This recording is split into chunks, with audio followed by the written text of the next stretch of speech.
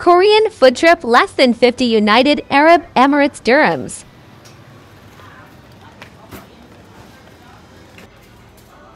First, choose your snack.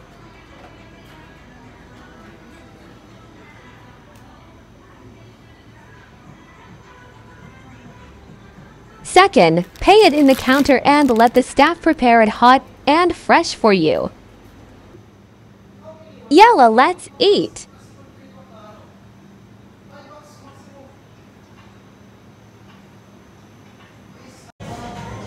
Hey guys, andito tayo ngayon sa Madang Supermarket. So, Korean yung peg natin. Ayan, nag-merienda tayo. Ayan, so ito yung mga in-order natin. So, try natin yan lahat. Siyempre, meron tayong corn dog.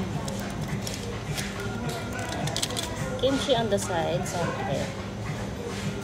Tsaka yung paborito kong cheesy carbonara. Ang samyang. Meron tayong tteokbokki. First time ko ito matitikan. Tteokbokki palang mali. First time ko ito matitikman. Ayan, tsaka itong sparkling yogurt. Parang siyang Yakult, pero sparkling. Right, so try na natin.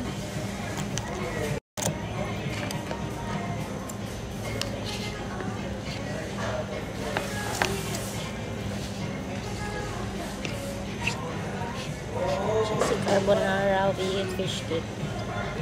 So, ito yung fish cake. Init pa.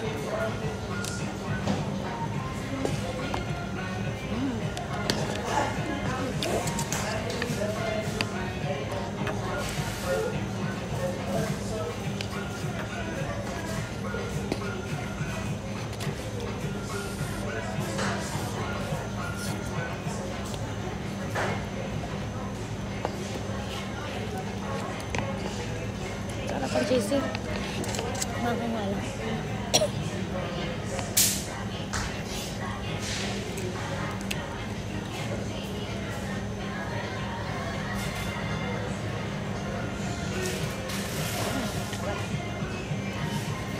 So, try natin itong tteokbokki. First time ko ito matitikman.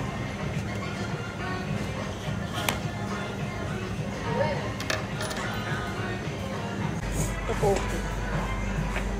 Parang may soy sauce. Soy sauce na ewan.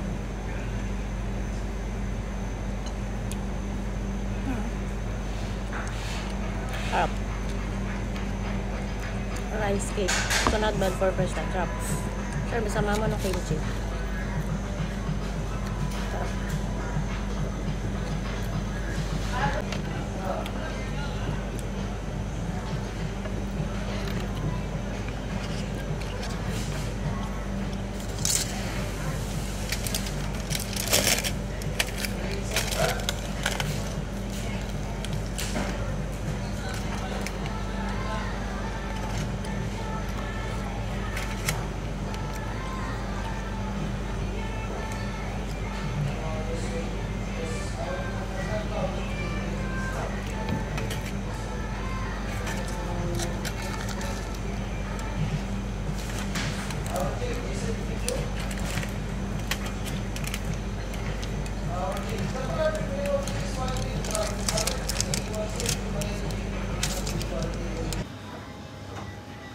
They have Korean ice cream too.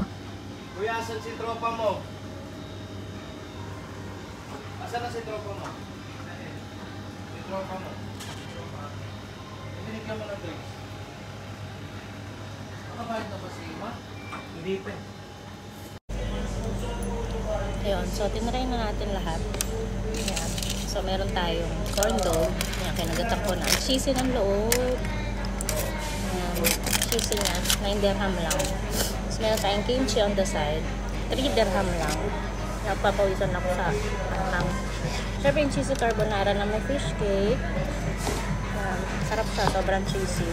First time kong kinain, tteokbokki. Sarap din siya. Rice cake. At syempre yung sparkling yogurt. Yan, pangkat ng anghang. Pero sarap. Yan. So lahat to, wala pang 50 dirham. So, kaysa kakain ka sa mga Korean restaurant dito na lang sa Madang. Dito lang yan sa Kalidia. Punta na kayo guys. Ayun lang. Kain mo na ako. Sarap, manghang. Ang sarap. Cheesy carbonara. Till next time. Bye. Kain mo na ako.